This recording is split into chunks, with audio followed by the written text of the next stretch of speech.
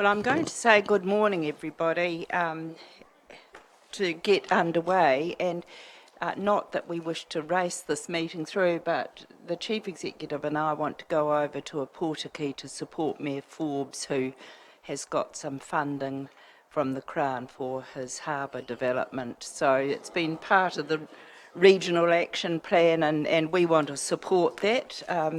So we'll get underway. Some councillors might have asked about why the tables are angled this way. It's actually a better view for the camera recording. I don't know if you were aware of that, and it can pan on you better. So we're just giving it a go to see if you get a better image. So welcome everybody, and welcome to our auditors. Thank you for coming. We'll get you up to the table when we get to the annual report, but it's lovely to have you here this morning. And I understand one of you, is it Clarence, you're going over to a Portakey too. It's good stuff for them, good stuff for the region.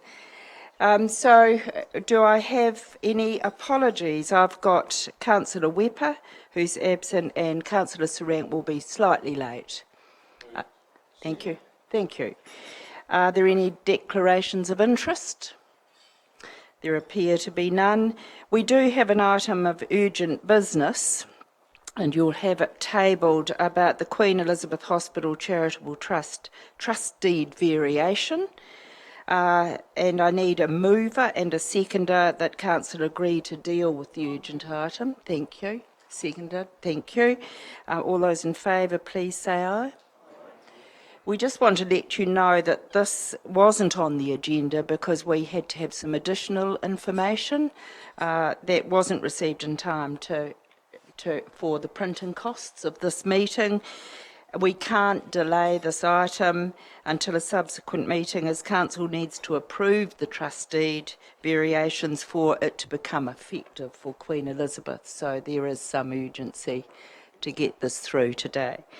So do I have a mover and a seconder that the report, the Queen Elizabeth Hospital Charity Trust deed variation, be received? Thank you. And two, that council approve the Queen Elizabeth Hospital Charitable Trust deed variation. You move. A seconder? Thank you. All those in favour? Yes, certainly. I just see here that under the appointment of trustees, a number of rights to appoint trustees have disappeared. Who does that leave actually appointing the trustees, please? It's the trust. So the trust was set up in '93, as you can see in your notes, and it was when we were trying to protect Queen Elizabeth Trust and the rheumatological aspects of it. Now it's changed into a trust on its own, not linked with the Crown at all or the DHB, and therefore they need the variation, this variation. So the trust has requested the variation. Does that mean that the trust is actually appointing itself? I mean, who's actually appointing the trustees, please? Yeah. So the trustee does actually outline an appointments panel, which is effectively the board. So the board makes the appointments of the new members.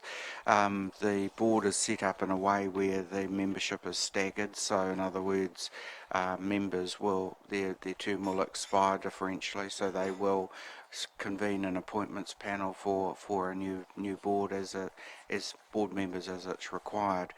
One of the matters that I asked us to actually look at further, which I think is probably in the back of your mind as well, is that the concern was that do we have any obligations or liabilities around this trust in the event it was to default or other matters occurred which may be beyond the trust's ability to settle?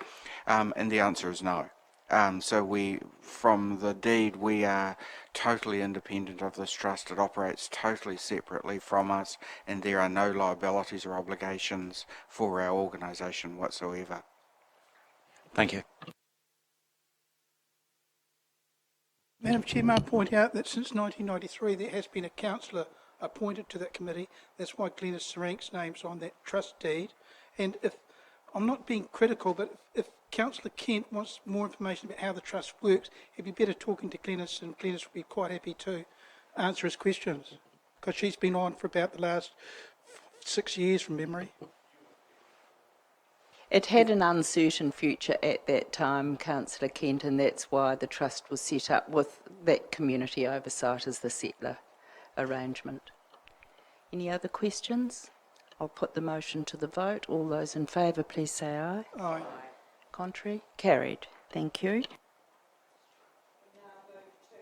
Confirmation of the council minutes, the minutes of audit and risk meeting on the 23rd of September. That's page 5.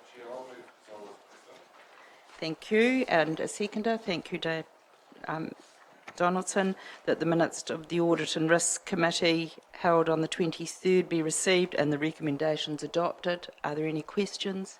Councillor Sturt. Chair, it's not probably a question, it's an observation. I think this council needs to record its thanks to senior management and the audit people. I've sat around this table a long time, and I believe that this is probably the most rigorous overview of where this council was going in terms of its debt structuring and its overall performance. And I just say to the people from Audit New Zealand, thank you for your patience, but also thank you to Thomas and Dave and the team for the added information that was required for us to get a non-notified statement.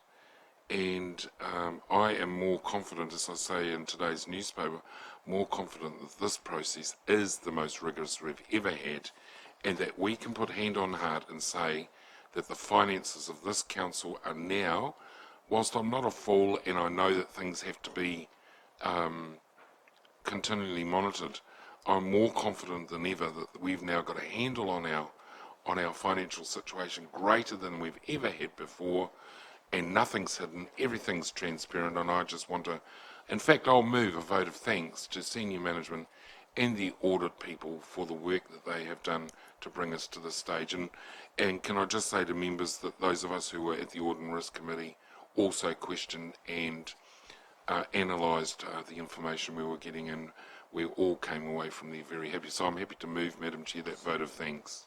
Thank you, Trevor. That's a nice sentiment, because audit at that stage were put under, it wasn't some scrutiny, it was really clarification of our concerns, and they were very clear back, so it was nice to have them there. Yep. And I think there is also an issue there that I'd like to highlight, that whether council should apply for a credit rating was a good discussion that Audit and Risk had at that stage, and I think that will give us more confidence as an organisation if we move along those lines in the future. That will come back to a future meeting. Yes.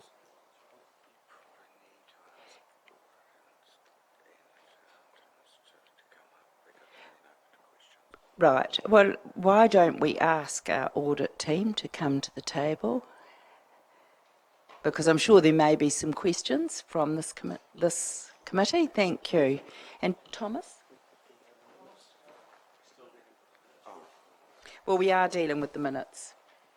So we're only at the minutes? Yeah. But you're seated, so that's right. We're not going to put you over questions over the minutes. You have a question, Councillor Kent?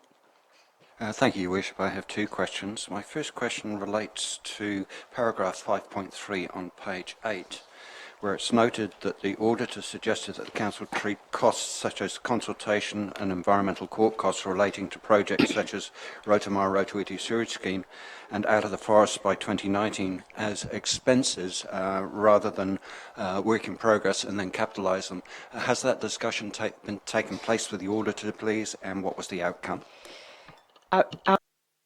Other question, but let's put it with the annual report, because that's where it fits better than the Audit and Risk Committee.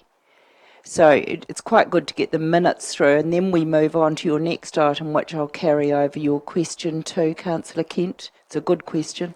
Thank you. The second question relates to page 12, and it's just, I note in Mr. Colley's presentation to the Audit and Risk Committee that capital expenditure is listed as an actual of 17.253 million, and I wondered why that differs to page 90 of the annual accounts, which says capital expenditure is 15.990 million, which is a $1.263 million difference. Yep. Are you going to answer that now, Thomas, or carry that over into the annual report? No, Your Worship, that relates to the fact that the results that were presented to Audit and Risk were draft, and we were only partway through the audit process, and obviously the change in numbers reflect the changes to the financial statements following the audit process. That was the 23rd of September. Yeah. Further to that, Madam Chair, the results on page 12, as reported to the last SPNF committee meeting, are the correct figures. That we didn't need to borrow 4.2, that we actually have a surplus of 1.7, of which we've retired 1.2 to debt and held 500,000 in cash reserves. That is the correct situation, isn't it? So if you clarify that, Thomas, and then I'd really rather get the minutes signed off and then get to the meat of the annual report. Correct. At the time of the audit and risk, the bottom line being, rather than borrowing, we had surplus funds, didn't change. What did change was just classification of items between operating and capital. The result that was presented to you on the 21st of October has not changed. That is the final result and is reflected in the final annual report. Yep. Was the difference? Yes. Councillor Kent. Just a quick point of clarification, because I think perhaps Councillor Third just got it the wrong way around. 17.253 million on page 12 is actually the provisional figure. The correct figure is actually in the annual accounts. Isn't that correct? That's right. Thank you. That's right. Thank you. So I'll put the motion that the minutes of the Audit and Risk Committee held on the 23rd of September be received and the recommendations adopted. All those in favour, please say aye. Contrary? Carried. Now we get to recommendation 1, staff reports, adoption of Council's annual report for the year ended 30th of June. So that's page 26.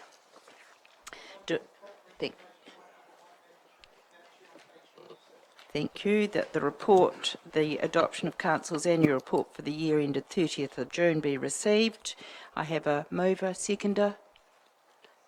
Councillor Hunt, thank you. All those in favour, please say aye. Contrary?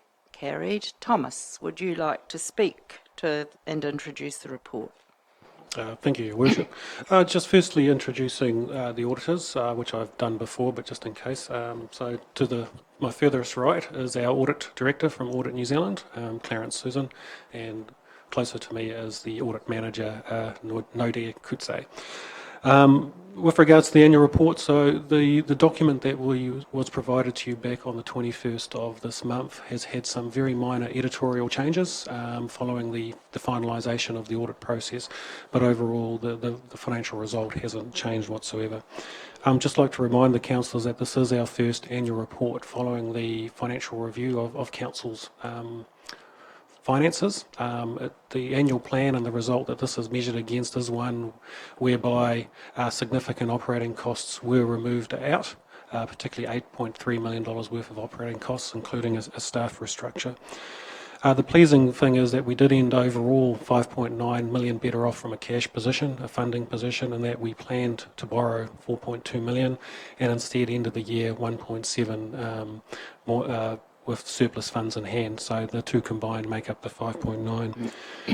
Important again to just reiterate that the actual statement of comprehensive income, so the financial statement, is being impacted, so the result there does not look or reflect that great funding, year-end funding position, and that's being impacted by the fact that we've had a big tidy up of our fixed asset registers, and we are recognising over $9 million of fixed asset write-offs, as well as the impairment of some of our fixed assets, such as our assets in the forest, and that obviously is resulting in an unfavourable accounting result, but as explained to you before, has no cash impact, so therefore has not impacted on our debt.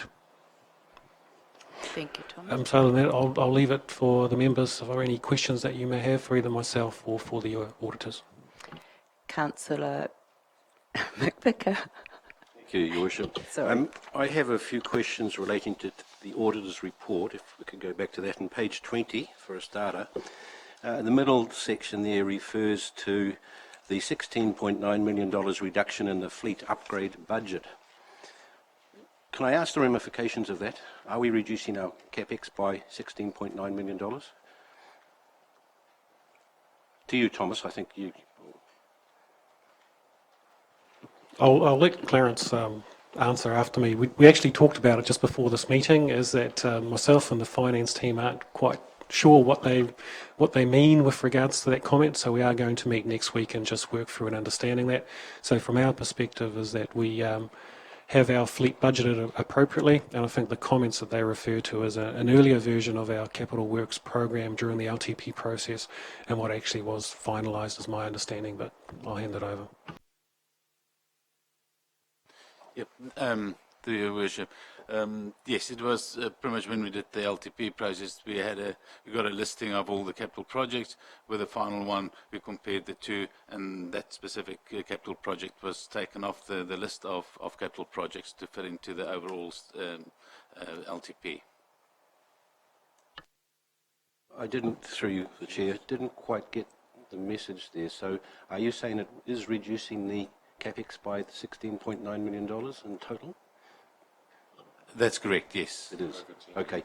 And the alternative will be to expense them? No? We're certainly not expensing it. I think it's just an understanding of the first cut of information that went to auditors, why there was that level of value and what we have now, and understanding what the differences were.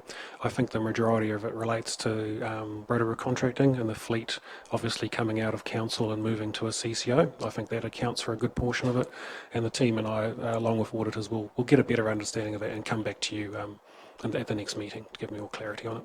If I may, Your Worship, page 23, 4.5.4, the 15% scaling, which I note your comments on earlier in your audit. The management comment, and this is addressed to the management team down the bottom, say a new financial and project reporting framework is currently underway and will be reported on quarterly. We have had our first quarter, albeit very little capital expenditure. Any messages from that at this point of time? So for you, Your Worship, we're just making some final changes to the capital works forecast. So the first forecast had us pretty much being on the 85% funding, so there's no issues. And that's come about from, obviously, as the engineers have gone into planning for some of their renewal works, we've identified where some work hasn't needed to take place. There are some projects being delayed as well.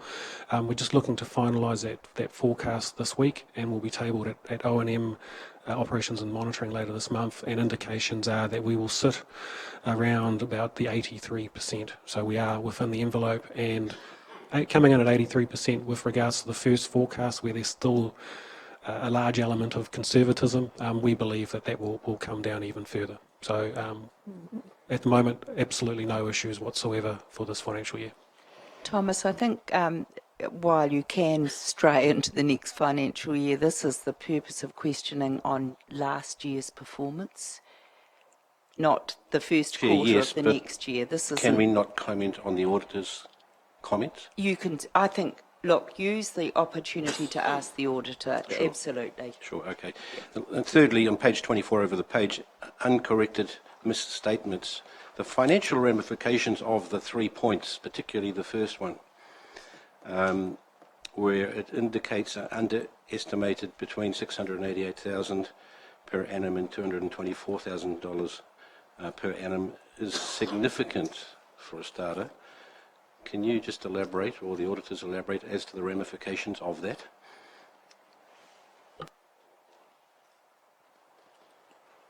My interpretation is it is down to classification. So if you add the 3 lines together, they pretty much come to zero. And I think auditors' view is, and I'm not going to put words in their mouth, they'll say it in the moment, is therefore is that while it has an impact on the presentation of the report, it actually has no material impact on the actual overall result. I can answer that. So when we do an audit of the long-term plan, we look at materiality. So we say overall it's a realistic outcome, and it's substantially correct. We're not testing each and every balance. Councillor Kent, I don't know why I looked at you, but your turn. You must be psychic, Your Worship. Just going back to my question on page 8, Yes. paragraph 5.3, which now appear to be appropriate. It's the treatment of writing off costs such as consultation and environmental court costs relating to projects such as Rotorua and Rotoiti Sewage Scheme and Out of the Forest by 2019, and the treatment of those as work in progress and then capitalising versus expensing them, which could have quite a significant impact. I see this was to be discussed with the auditors. Perhaps the auditors could give us their opinion on that and what the impact was likely to be, please. Yes, so we did go through all the work in progress. We had discussions, quite vigorous discussions with management around the classification of it. It is correct to capitalise work in progress, investigations and that, but what we say is every year you have to assess to see should those assets be capitalised first of all, take it out of work in progress and actually be classified as an asset, or if you know that based on the investigations that there's no value in the work that was, and I say no value means for that specific asset, then it should be expensed. So we're going to quite a bit of detail in assessing what is carried as work in progress and assets for that matter, and what is expensed. And there was, I think the initial, amount for work in progress, the first cut was about 20 million, and after the audit process that was written down to about 11 million. Not only written down but also capitalised during the audit process. You had another question carried over, didn't you, Councillor Kent? I've written 17.235. The second question was actually answered. Thank you. Oh, great. Any further questions? Councillor Gould. Chair, I'd like to point out that the minutes have been passed to the Audit Committee. On page 24 of the Risk Committee report, it states item 22, borrowings have decreased 1.175 to 167.5 million, in brackets bearing in mind cash held of 5.9 million, net debt is 161.6 as of the 30th of June. And also... Yeah. Signed off the minutes. I know of the you've signed off Audit the and minutes, but I'm just saying that the net debt of the council, the wording on the document says it is 161.6. But the true debt is 167. I'm not questioning right. that, okay? Yeah. I'm just pointing out that we did better than what we Yeah, did, I but we paid for understand your things point. in July and August, which increased the debt a little bit. Now, the auditor's report with that 50 on an annual plan, on a long-term plan report, on page 246, it's got that service the council is required to find savings and efficiencies totalling 56.4 million. Let's look good, just to correct, you mean the annual report? The long-term report, Madam Chair. No. We're not talking about that today. Today's the But annual this is to do with report. the auditors, and my question is about that, but then I'm going to explain a couple of things and get a comment from the auditors on the comments which council officers made. On page 8 of that report, it says that the borrowings in the last 5 years have been 65, 74, 91, 83, 73, 55%. The comments on page 684 by the council officers said that there is a risk that this may not be possible in every year, and if this did occur, council would either need to reduce the program to borrow to fund the shortfall. The council has sufficient borrowing capacity to fund the shortfall if required and would remain within the borrowing limits. Reducing the spend impact on the level of service the community receives from these assets, where an increase in borrowing would see an increase in rates. Now, what I'm saying is that the auditors at the 56.6 million, the council financial team have done a fantastic job. They have realised there's risks in the future, and they have allowed their comments in the report to cover that. And are you saying there's additional funding, that there's a shortfall, or? No, so in our opinion, we refer to the disclosure in the document because there is there's a risk that if you can't stick to the 85%, that you'll either have to take on extra debt or reduce your capital spend to fit into, which will impact your levels of service. So we just highlighted the risk that has already been identified in the report to the reader's attention. Further questions? Councillor Donaldson and then Councillor Sturt. Yeah, thank you, Your Worship. I guess this is our one opportunity to clear the air on the issue of debt, which I think Councillor Gould has identified as in the report being 167.5 million. So my question to the auditors is are you satisfied that that is the full amount of external debt of this council? And also the opinion that's out there is, are you happy, have you a view on the noting of capital subsidies as revenue?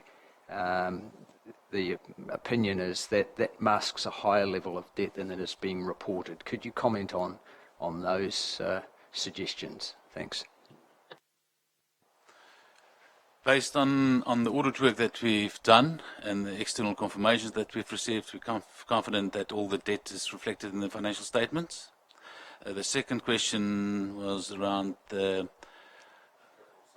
capital subsidies to show as noting revenue. capital subsidies as revenue. Yep. Yeah. So the way that the accounting standards prescribe that is to recognise that as revenue through the statement of comprehensive income. So that is correct. And also with your financial and prudence regulations, which is prescribed by DIA, it is also included in your benchmarks. I just want to come back to the themes that Councillor Kent promoted earlier with regard to asking questions on the work in progress. I want to know why audit find that at odds. I mean, the Rotorua Rotorua sewerage scheme costs to date were in the work in progress area of council. We intend to get a Rotorua Rotorua sewage treatment scheme, so why are we now taking it out of work in progress and categorising it as an expense? I mean, those expenses have already been spent, I understand that, so they've already been budgeted for. It won't impact the bottom line. I'm just wondering why you want to expense them out as expenses when the true cost of that project should include the design and the development costs to date to get us to where we're at. I mean, it may be a different scheme, but it is going to be the Rotorua Rotorua sewage scheme. In a similar situation as with Victoria Street. Now, we spent an inordinate amount of money property purchasing, Victoria Street design, discussions with Transit New Zealand, etc., and that would have been in the work in progress. And those costs would have been capitalised against the project when the project had occurred. Now, there are a lot of assets in Victoria Street that have to be realised. So leaving them in the work in progress area of the expenses would make sense because that will be counterbalanced by the assets that are sold to negate the expenses to date. So I just wondered why are we pushing down this path? So it's this question of clarification Work in about progress. expensing or work in progress. Thomas. I'll just touch on the Victoria Street arterial, just to be very clear that the costs that we've looked to expense from capital to the profit and loss statement does not relate to any properties that we've acquired. So we still hold those as assets and they'll be disposed of accordingly into the future. The costs that we have written down relate to the consenting and the design work because they won't lead to an asset.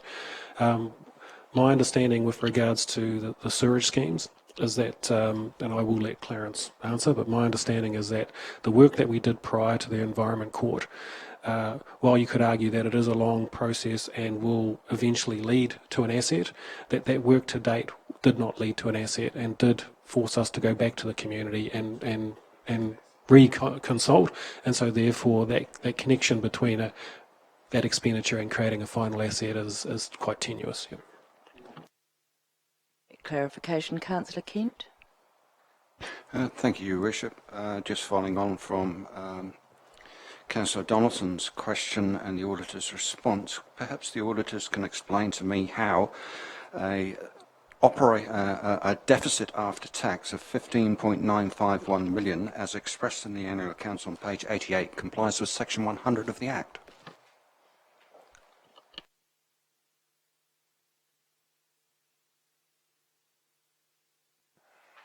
We do get asked the section 100 of the Act, very common as a sort of rationale for the way that we manage our financials. Might be quite good if you answer within that context. Yeah. So normally you have to have a balanced budget, and if you don't have a balanced budget in your long-term plan, then you have to specifically make a resolution that it is still sustainable. And compared to when we look at this year, you have to look at the actual reasons for the shortfall or the deficit that's been realised. And in this case, it was things like the revaluation losses, the write-off of the work in progress, so overall you still need to look at that and say, going forward in your long-term plan, that's where you look at it. In your annual plan, you compare it with that's where you assess it based on section 100 to see if it's prudent or not to have an unbalanced budget. Through add you, to that? if I may. Just as a point of clarification, then, is prudence the matter of the fact that it had to happen because you've overspent, or what? Because personally, I don't see this as the calibre of management. What's the word? Responsibility that I would accept in an ordinary business. This to me is, okay, we've had $9 million worth of write-offs which were unexplained, but hang on, that still doesn't account for $15.951 million deficit. In the long-term plan, year one, which is the 15-16 year, there was, and then also in the consultation document, identified that there was a shortfall in the rating, which was rectified in the plan going forward. So every time we do an audit of the long-term plan, we look at the future, the long-term plan. The actual results is obviously dependent on how it falls during that year. But for section 100, we use the annual plan and the LTP as a basis to see, because once the actual expenses has happened, you can't change that. That is just the result of the trading and all the operations. Where you're planning for the going forward, if you plan to have $16 million losses every year, then definitely you will have a qualification on your audit report, because that can't be sustainable. And if I may, Your Worship, I think I'll point all the councillors to page 27, and probably the discussion that we had on the 21st of October, as well as the discussion on the 1st of October at Norton Risk. And page 27 clearly explains that $15.9 million deficit, that it relates to $9.2 million worth of non-cash write-downs and impairment of assets, and a further $6.4 million shortfall in revenue relating to capital projects. And as you recall, our capital expenditure was reduced accordingly. So this is not tied to, as the councillor asserted, poor management. Good to get that clarification, because we're trying to all understand the sustainable financial envelope, that we're working in, both in the reporting in the annual report, but also the 10 years out. Do you want to comment, Jeff? If I can add to that, the auditors have quite clearly on section 100 indicated the test is one of prudence. And so the question that is probably worthwhile asking here is that if it wasn't prudent to actually have the 15 million stated as is, then what would they be? The alternatives would have been to potentially raise income or to reduce costs by a corresponding amount. The outcome of that, or the result from a cash position, would have been a $15 million cash surplus.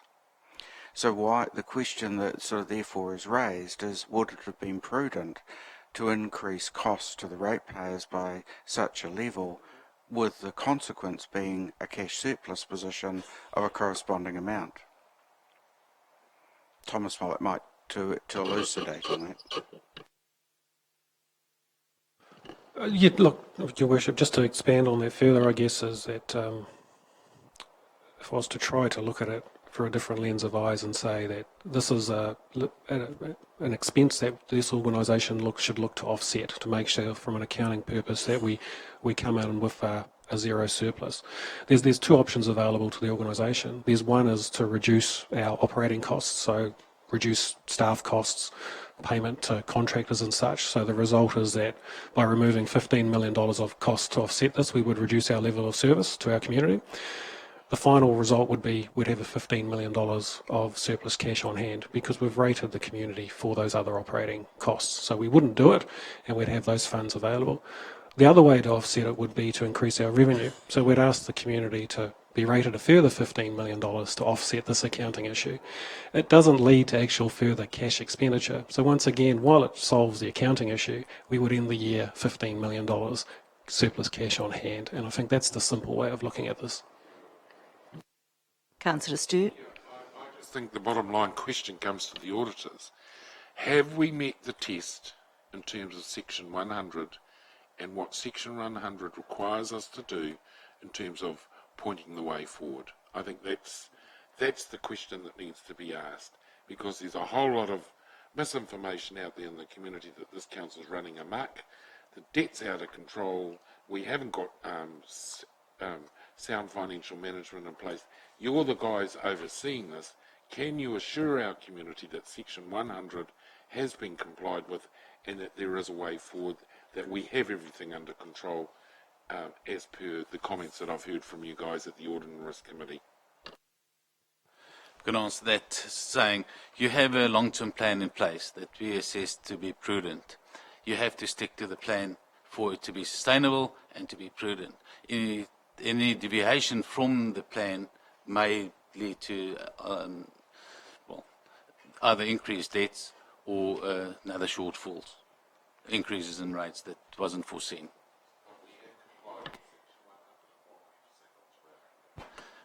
Yes, you have. And another question that I'll reserve the right to ask. I see Councillor Donaldson's got one. Another question that I'm having to address out in the community is our debt sustainable?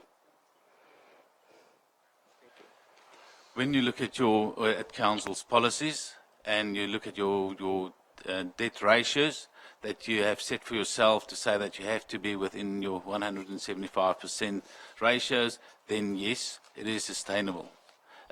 If any of the councils are unhappy with or uncomfortable with the level of debt, I think then revisit the policies to assess it. Councillor Donaldson. Thank you, Your Worship. Just a bit of a tidy-up question on Thomas's comment that the narrative edits have been done. So, we're adopting this in good faith that they have been done. I don't see them, but there's a comment attributed to myself that I wasn't happy with. Will this annual report, if we adopt it now, be up on the website? Where do we see the final copy? For Your Worship, apologies, councillors, we did get some late editorial changes from the auditors. We've also had another 2 reads through the document and have found a few typos and things. Those changes are being made as we speak, with the odd decimal point in the wrong place as well. And as soon as those have been made, we will circulate those out to the members and put it up on the website for the community, along with also finalising the summary document. In that case... The scripting, yeah. So in that case, Your Worship, I'm happy to move 2, 3 and 4 of the recommendation. Okay. Thank you. Any further questions? Councillor Gould?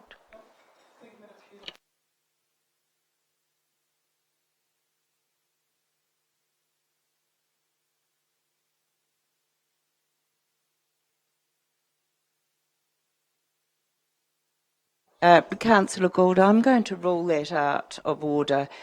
You couldn't get higher here than audit coming to us. There are other workshops run that we could go to, but our auditors have come to front us on the annual report. Questioning the audit side, I was questioning the process side.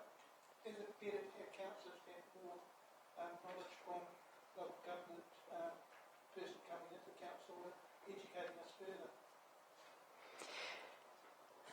I'm not going to ask audit to answer that. That's not really the role of audit to answer that. That's for us to discuss as councillors if you think there's a need for workshops. Councillor Rotorua. Yes, thank you, Madam Chair. Madam Chair, we've been, this is a new financial framework that we've reported against this year, and it's taken obviously some time for everybody to get their head around it. I'm just wondering, are we likely to see, and the auditors hopefully can give a response to this, are we likely to see any further requirements, reporting requirements next year, or is this it for a little while so we can get bedded down, clear about what we're seeing, and yes, and obviously a bit quicker as well? Just wondered. I wish I knew that answer. I really don't know. We only make sure that you comply with legislation. We don't introduce legislation.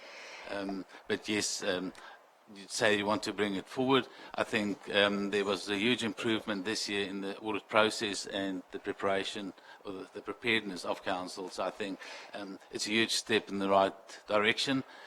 It is really hard to do it within 4 months after year end, so I think it is quite a achievement to adopt it before the statutory deadline.